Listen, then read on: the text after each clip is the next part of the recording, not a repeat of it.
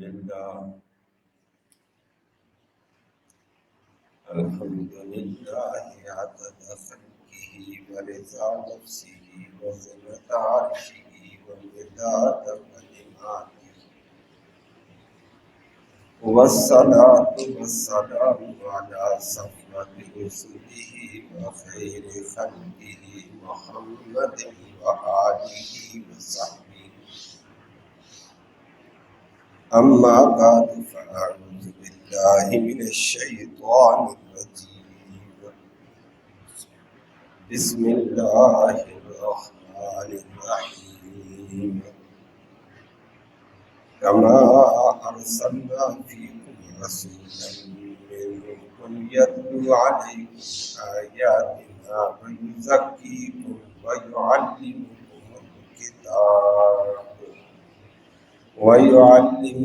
الكتاب والحكمة ويعلمكم ما لم تكونوا تعلمون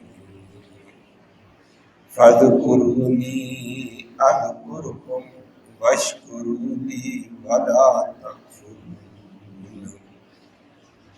صدق الله العلي العظيم وبلغنا رسوله النبي الأمي الكريم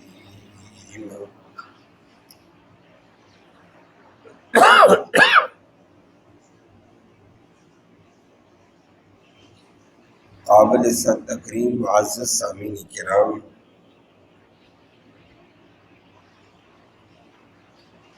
آیات کریمہ میں ایک اللہ رب العالمین نے اپنی نعمت، اپنے احسان کے تکمیل کا ذکر فرمایا کہ میں نے تمہارے لیے جس طرح کعبہ قبلہ تمہارا عظیم مقرر فرمایا، اسی طرح میرا تمہارے اوپر احسان ہے کہ میں نے تمہاری طرف عظیم رسول بھی بھیجا ہے، اور پھر وہ عظیم رسول فرمایا تم میں سے ہے، انسانوں میں سے۔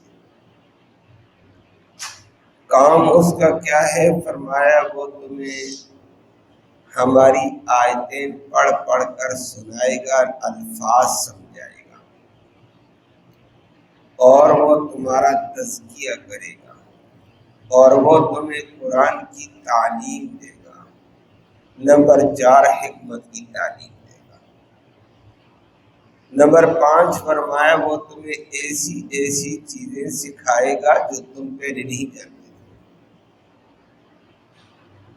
پھر فرمایا پھر اتنا بڑا احسان میں نے کیا، اتنا بڑا کعبہ تمہیں دیا، اتنا بڑا نبی تمہیں دیا، اتنی بڑی کتاب تمہیں دی، پھر میرا تذکرہ کرو، میرا ذکر کرو۔ نتیجہ فرمایا تم میرا تذکرہ کرو، میرے گن گاؤ، میں تمہارا تذکرہ کروں، اور یہ بہت بڑا مقصد ہے۔ اور فرمایا میرے ان انعامات کا شکر ادا کرو، ناشکری سے بچو۔ اللہ ہمیں اپنی شکر گزاری کی توفیق نصیب فرمائے۔ لفظی ترجمہ سماعت فرمایا کما ارسلنا، کاف تعلیل کا بھی ہے، کاف کمال کا ہے۔ کما جیسے تمہیں کمال کعبہ دیا ہے، اسی طرح کا کمال یہ ہے، ارسلنا ہم نے بھیجا فیکم تمہارے اندر، رسولاً عظیم رسول، منکم تم میں سے، انسانوں میں سے ہے، یتلو وہ تلاوت کرتا ہے، علیکم تمہارے اوپر، آیاتنا ہماری آیتیں۔ نمبر 3 وَيُزَكِّي، اور وہ تزکیہ کرے گا، ظاہر اور باطن کی تم صفائی کرے گا، قوم تمہاری۔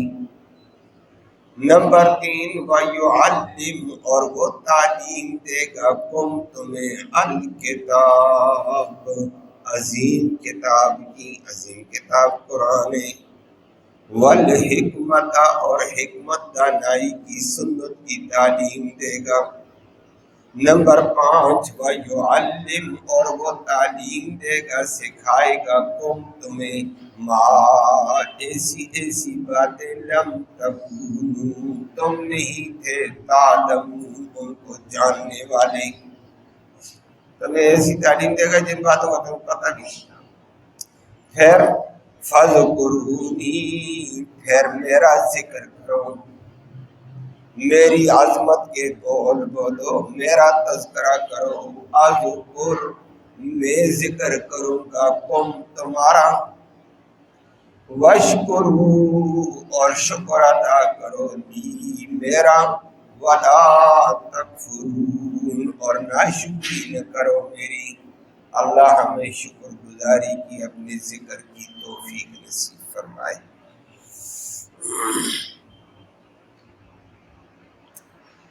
اس سے پہلے آپ نے سن لیا تھا تفصیل سے کہ اللہ رب العالمین نے باقی امم کے مقابلے میں اس امت کو عظمت والا قبلہ عطا کیا، افضل قبلہ عطا کیا، اعلیٰ قبلہ عطا کیا، اور اللہ نے اس کا ذکر کر کے فرمایا وَلِأُتِمَّ عَلَيْكُمْ نِعْمَتِي، میں نے اپنی نعمت کا تم پہ اتمام کیا ہے، اپنا احسان میں نے تم پہ تام کیا، تو میں نے تمہیں عظمت والا، رفعت والا، برکت والا قبلہ عطا کیا، جو باقی امم کے مقابلے میں اعلیٰ ہے، افضل ہے، یہ میرا احسان ہے۔ نمبر 2 فرمایا اسی طرح کا، جس طرح کا کمال یہ کہ تمہارا کعبہ بلند، یہ تمہیں یہ کمال نصیب کیا، اسی طرح کا ایک کمال کہ تمہارا رسول بھی رہا سارے رسولوں سے بلند، تمہاری طرف نبی بھی بھیجا ہے جو سارے نبیوں کا امام ہے، سارے نبیوں کا سردار ہے، تو یہ بھی جس طرح کعبہ کا ہونا، تمہارا کعبہ بڑے کمال والا، اسی طرح تمہارا نبی بھی کمال والا ہے۔ اس کا، اسی کو عربی گرامر میں کا جو لفظ ہے یہ کمال کے لیے ہے، تو معنی یہی کریں گے کمال، جیسے کعبہ تمہارا کمال والا، کمال اسی طرح کا کمال یہ ہے، ارسلنا، ہم نے بھیجا، فیکم، تمہارے اندر، رسولن، عظیم رسول، یہ بھی ایک کمال ہے، تمہارے اندر عظیم رسول ہم نے بھیجا۔ اللہ ہمیں قدردانی کی توفیق نصیب فرمائے۔ کعبہ بھی اعلیٰ، نبی بھی اعلیٰ۔ نمبر 3 جو رشد و ہدایت کا، دستور ہدایت کا اور اللہ کی رحمت کا اصول، وہ قرآن اور وہ کتاب بھی اعلیٰ۔ 3 چیزیں اعلیٰ دی ہیں، پھر ظاہر بات ہے قبلہ اعلیٰ، نبی اعلیٰ، کتاب تمہاری باقی کتابوں سے اعلیٰ، تو فرمایا امت محمدیہ کے لوگوں تم بھی اعلیٰ بننے کی کوشش کرو نا، اتنے کمالات تمہیں دیے اور تم باقی امتوں سے بھی پیچھے، ڈھیلے ڈالے، ڈھیلے مت بنو۔ تو انہوں نے، اللہ نے کمالات سے نوازا، ان کمالات کی قدر کر کے کمال والے، نبی کی اتباع کو کرو گے کمال والے، عظمت والے قبلے کا لحاظ کیا، ادھر منہ کر کے نماز پڑھی، کمال والے، عظیم کتاب قرآن پر عمل کرو گے، جڑو گے، کمال والے، پھر امت بھی کمال والی ہے، عظمت والی ہے۔ تو اللہ نے فرمایا میں نے تمہیں کمال کا پیغمبر دیا، اور یہی بات آپ کے سامنے پہلے بھی ہوئی تھی، ابراہیم علیہ السلام کی دعا کے ضمن میں، اس نے بھی کعبہ تعمیر کر کے دعا مانگی، ربنا وابعث فیہم، یا اللہ ان کے اندر بھیج دے رسولن، عظیم رسول، منہم، جو ان انسانوں میں سے، اللہ نے اسی بات کا ذکر کیا کہ ارسلنا فیکم رسولن منکم، ہم نے تمہارے اندر عظیم رسول بھیجا، تم میں سے ہے، انسانوں میں سے ہے، لیکن یہ تفصیل میں نے وہاں ذکر کر دی، انسانوں میں سے ہے لیکن ہماری طرح نہیں ہے، کمال کا انسان ہے۔ میں نے اس کی تمثیل دی تھی، پتھر تو ہر جگہ ہوتا ہے، ادھر گلیوں میں پڑا، نالیوں میں پڑا، دیواروں میں پڑا، صحراؤں میں پڑے، جگہ جگہ پتھر ہے۔ اچھا پتھر بھی ہے، ماربل لگا ہوا قیمتی پتھر ہے، پھر گھروں کا پتھر ہے، مسجد کے اندر ماربل لگا بڑا قیمتی ہے، اللہ کے گھر میں لگا، اس پر نماز پڑھتے ہیں۔ لیکن حجر اسود بھی پتھر ہے، تمام پتھروں سے اعلیٰ اور افضل۔ پتھر ہونے میں تو پتھر ہے، لیکن عظمت میں، شرافت میں، تقدس میں، برتری میں حجر اسود کی طرح باقی پتھر نہیں۔ تو نبی بھی انسان ہے، لیکن انسان ہو کر ایسا بلند جیسے حجر اسود باقی پتھر ہوتا۔ اللہ نے بڑے کمالات سے نوازا، لیکن انسانوں کی رشد کے لیے اللہ نے انسان ہی کو نبی بنا کر بھیجا، جو انسانوں کو تعلیم دے، انسان اس کے طرز کو اپنائے، اس کے طریقے کو اپنائے۔ کوئی اور فرشتہ ہوتا تو اس کے طریقے کو انسان نہیں اپنا سکتا ہے۔ اللہ نے انسان کو نبی بنا کر عظمت والے کو بھیجا، اور فرمایا اس کا کام کیا ہے۔ نبی کا کام پہلے بھی آپ نے ابراہیم علیہ السلام کی دعا میں سنا، نبی کے کام 4، یہاں 5واں بھی ذکر کیا ہے۔ نمبر 1 فرمایا یتلو علیکم آیاتنا، ایسا عظیم رسول ہم نے بھیجا تمہارے اوپر ہماری آیتیں پڑھ پڑھ کر تمہیں سنائے گا۔ تو جو ہمارے قرآن کی آیتیں ہیں، اس نبی کا کام یہ ہے ان آیتوں کو پڑھ کر سنائے تاکہ تمہیں قرآن کے الفاظ آ جائیں، قرآن کا جبرائیل والا اور اللہ والا لہجہ تمہیں آ جائے۔ تو یہ کام بھی نبی کا ہے، قرآن کے لہجے کو، تلفظ کو، الفاظوں کو سکھانا، یہ نبی کا کام ہے۔ نبی کا یہ کام ہے کہ قرآن کے الفاظ لوگوں کو سکھاؤ، اس کا لہجہ سکھاؤ، اس کا طرز سکھاؤ۔ اور یہ آج کل یہ قراء کرام، حفاظ کرام اس فریضے کو اندر سر انجام دے رہے ہیں، صبح سے بیٹھے شام تک، بھائی ایسے پڑھو ایسے پڑھو، وہ تفصیل ہے۔ نمبر 2 اس نبی کا کام کیا ہے، وَيُزَكِّيكُمْ، وہ تمہارا تزکیہ کرے گا، صفائی۔ تزکیہ گندی عادات کو دور کر کے اچھی عادات پیدا کرے، تمہارے ظاہر کو بھی پاک، باطن بھی پاک ہو جائے۔ باطن پاک، دل کے اندر حسد، یہ گندی بیماری، اس کو نکالا جائے۔ بغض، عداوت، کینہ، تکبر، غرور، یہ نکال کر ان کی جگہ، حسد کی جگہ ہمدردی آ جائے، عداوت کی جگہ محبت دلوں میں آ جائے ایک دوسرے کی، اور بغض کی جگہ ایک دوسرے کا درد آ جائے، غم آ جائے۔ عداوت، تکبر اور غرور کی جگہ عاجزی اور انکساری اندر آ جائے، تو باطنی صفات بھی تمہاری گندی کا تم سے دور کر دے، طمع، لالچ، یہ ساری گندی بیماریاں نکل جائیں۔ ظاہر میں بھی تمہارے تزکیہ کرے، ظاہر کا بھی تزکیہ، باطن کا بھی تزکیہ۔ اللہ ہم سب کو یہ سعادت نصیب فرمائے۔ اور نبی آیا واقعتاً، نبی نے یہ کام کیا نا۔ حضرت جعفر طیار کی تقریر آدمی پڑھے نا، حضرت جعفر علی رضی اللہ عنہ کے بڑے بھائی تھے، مکہ میں مسلمان ہوئے، مکہ میں حالات سخت ہوئے، نبی نے ہجرت کا حکم دیا، حبشہ چلے جاؤ۔ حبشہ کا بادشاہ عیسائی تھا، لیکن انصاف پسند تھا، انصاف اللہ کو بڑا پسند ہے۔ اللہ کہتا ہے میں کفر برداشت کر لیتا ہوں، ناانصافی برداشت نہیں کرتا۔ کفر اللہ کہتا ہے میری ذات کا کوئی انکار کرے مجھے اتنا غصہ نہیں آتا ہے، لیکن مخلوق میں جب بے انصافی ہو جائے، اس میں میرا قہر اور میرا غضب جوش میں آتا ہے۔ اللہ ہمیں اس سے محفوظ فرمائے۔ اور آج دنیا بے انصافی سے بری ہوئی ہے، انصاف نام کی چیز ہمارے اندر ختم ہوتی جا رہی ہے۔ تو حبشہ کا بادشاہ عیسائی تھا انصاف پسند، نبی نے صحابہ کو وہاں جانے کا حکم دیا، وہاں چلے گئے صحابہ۔ حضرت جعفر ان کے امیر تھے رضی اللہ تعالیٰ۔ پیچھے مکہ کے ابو جہل کو پتہ چلا، عتبہ شیبہ کو مسلمان بھاگ کر وہاں گئے۔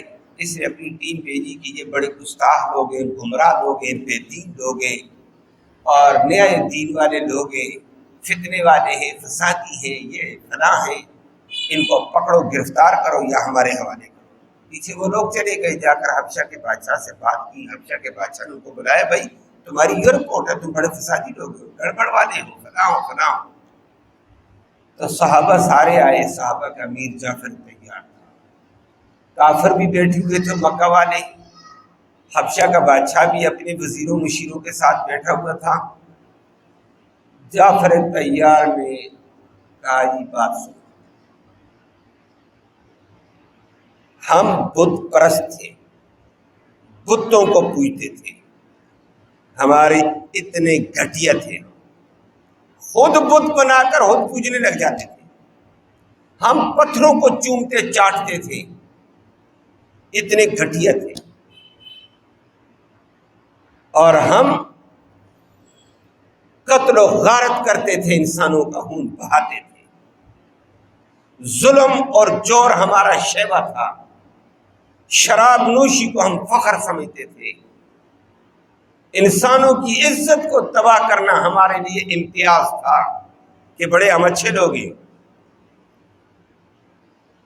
اور حسد، کینہ، بغض، عداوت ہمارے اندر کوٹ کوٹ کر بھری ہوئی تھی، ڈاکہ ہمارا شیوا بنا ہوا تھا، ڈاکہ ڈال کر ہم خوش ہوتے، ہم بڑے فنحان ہیں، ہمارے اندر طرح طرح کے جرائم تھے، نجاست میں ہم لت پت ہوتے تھے، کپڑے ہمارے گندے، جسم ہمارا گندا، اخلاق ہمارے گندے، دل ہمارا گندا تھا۔ ہمارے اوپر اللہ نے رحمت کی، ہمارے اندر ہمارے ہی خاندان سے، ہم انسانوں میں سے اللہ نے عظیم پیغمبر مبعوث کیا، اس کے اوپر وحی آئی، اس نے آ کر ہمیں بت پرستی سے نجات دلائی، پتھروں کے آگے پوجنے سے، جبین خم ہونے سے ہمیں نجات دلائی، اور حسد، کینہ، بغض، عداوت، غرور، تکبر، طمع، لالچ، خود غرضی، مفاد پرستی، یہ گندی صفات سے ہمیں نکالا ہے، اور یہ چوری، ڈاکہ، قتل و غارت گری کی تباہی سے ہمیں بچایا ہے۔ ان گندی صفات سے ہمیں بچا کر اس نے کہا، جس خالق نے پیدا کیا اس کے سامنے جھکو، جس خالق نے تمہیں وجود دیا اس وجود کو اس کی اطاعت میں لگاؤ، اور مخلوق پر رحم کھاؤ، مخلوق کے اوپر ترس کھاؤ۔ لمبی تقریر جب کی، یہ یزکی کا پورا نقشہ بتایا کہ اس نبی نے ہمیں باطنی گندی عادتوں سے بھی نجات دلائی، دل کے اندر جو قدورتیں تھیں ان سے بھی نجات دلائی، ہمیں ایک اللہ کے سامنے جھکنا سکھایا، اور ہمارے اوپر رب کا کلام قرآن پڑھا۔ آگے پھر جس وقت جعفر تیار نے یہ تقریر کر کے کہا میں قرآن پڑھتا ہوں، رسول نے کہا جی سنا، آپ عیسیٰ علیہ السلام کو برا کہتے ہیں؟ اس نے کہا سنو، سورت مریم بسم اللہ کر کے شروع کی جب پڑھنی، اور مریم، سورت مریم میں تو عیسیٰ علیہ السلام کا بڑا کمال ذکر کیا، مریم کا بڑا کمال ذکر کیا۔ حبشہ کا بادشاہ عیسائی ساری باتیں سن کر، قرآن سن کر دڑا دڑ رونے لگا۔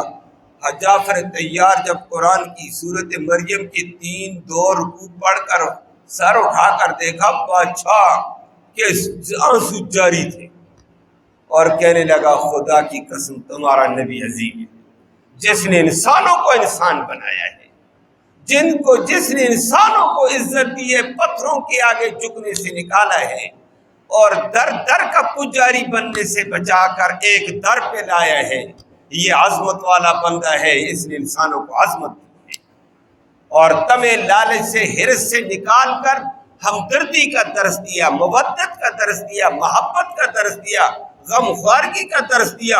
اس نے تو انسانوں کو جینے کا سلیقہ سکھایا ہے، انسانوں کو انسان بنایا ہے، اور خدا کی قسم ہمارے دین عیسوی میں عیسیٰ علیہ السلام کا مریم کا ایسا تذکرہ نہیں جیسا آج تو نے قرآن پڑھ کر تذکرہ کیا ہے۔ مجھے اس محمد کا کلمہ پڑھا دو، میں بھی اس کا کلمہ پڑھ کر انسانیت کے شرف کے اس مقام میں آنا چاہتا ہوں۔ یہ نبی آیا تھا وَيُزَكِّيكُمْ تزکیہ کرنے کے لیے، اللہ ہمیں یہ تزکیہ نصیب فرمائے۔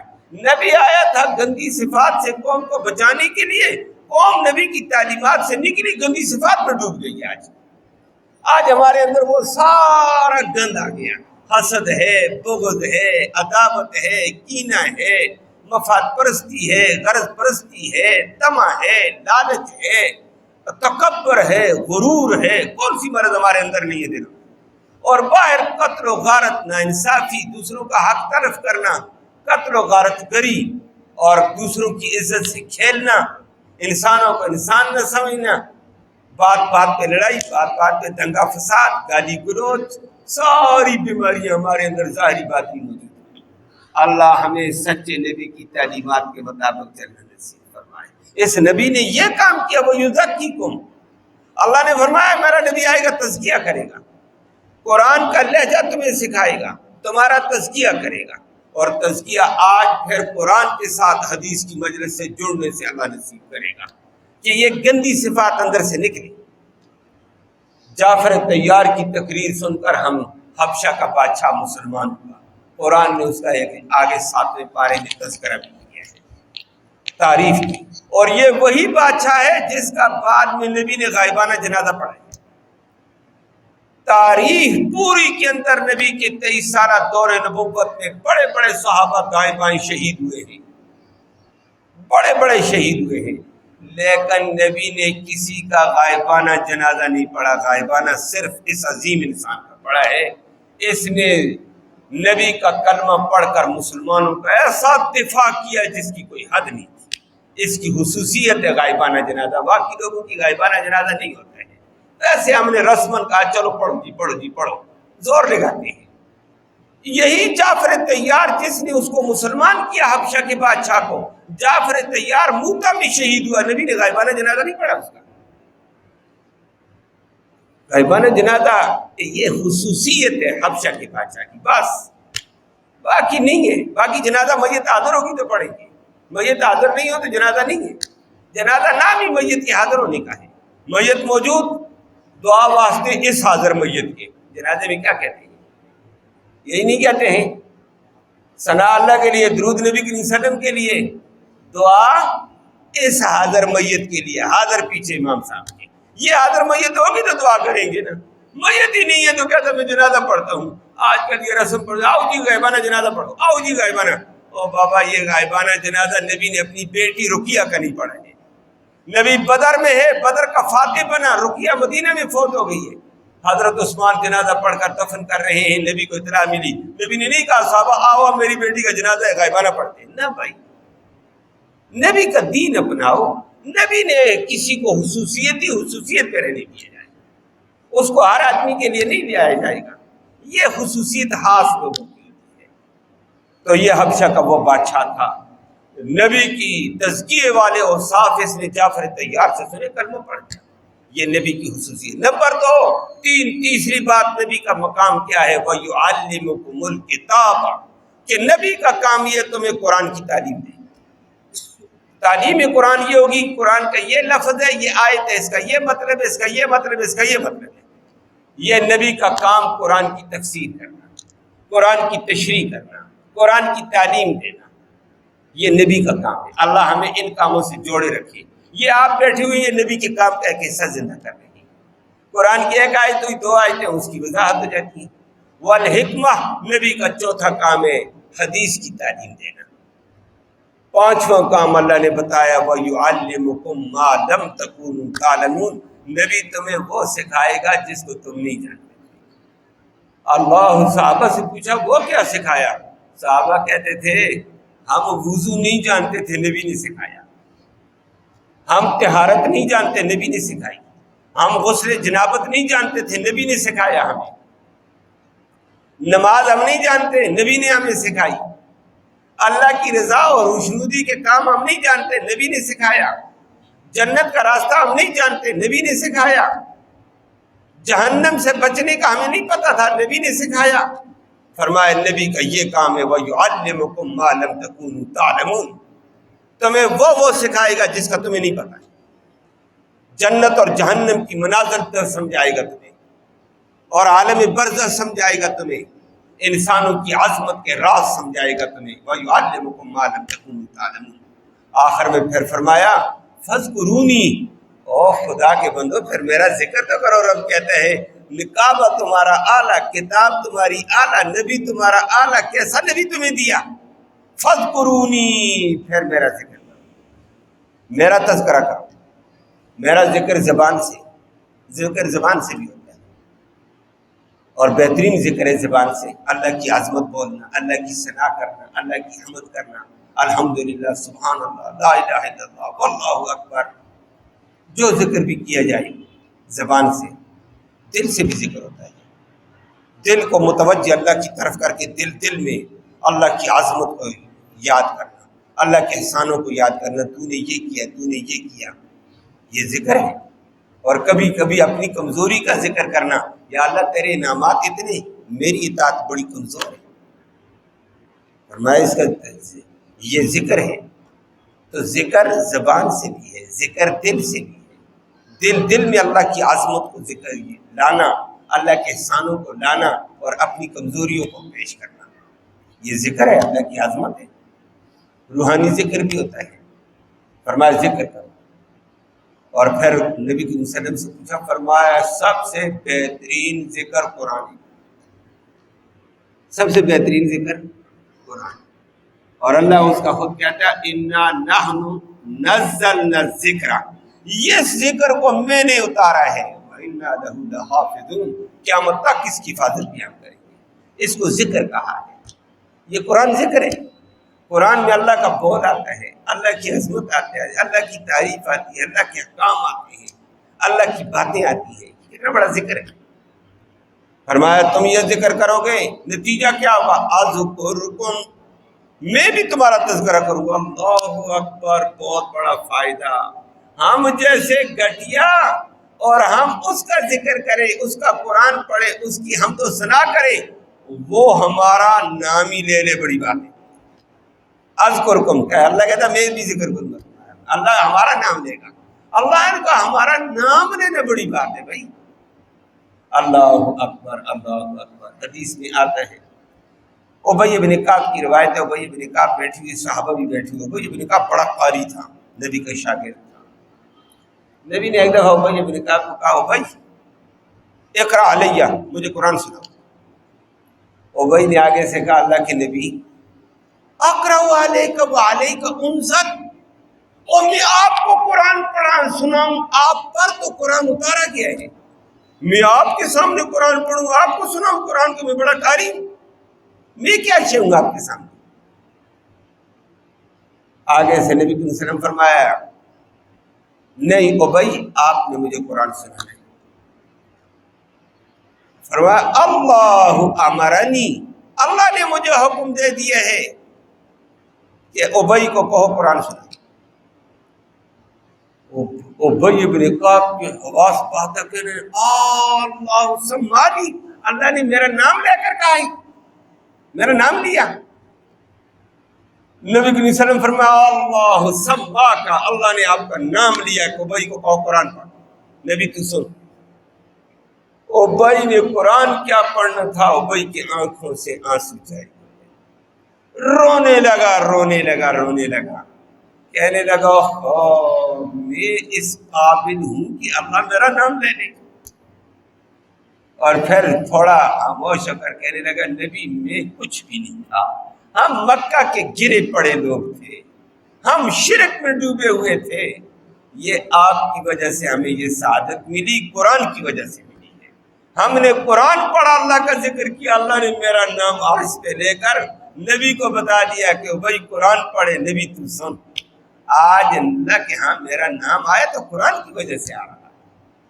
اور پھر ابی نے لم یکن الذین، سورۃ بینہ پڑھنی شروع کر دی، روتے روتے پڑھ رہا ہے، اور کہتا ہے میرا کچھ کمال نہیں ہے، یہ سب کمال قرآن کا ہے، قرآن کو میں پڑھتا ہوں، رب میرا نام لیتا ہے۔ فرمایا فذکرونی اذکرکم، تم مجھے میرا ذکر کرو، میرے تذکرے کرو، میں رب تمہارا تذکرہ کرو۔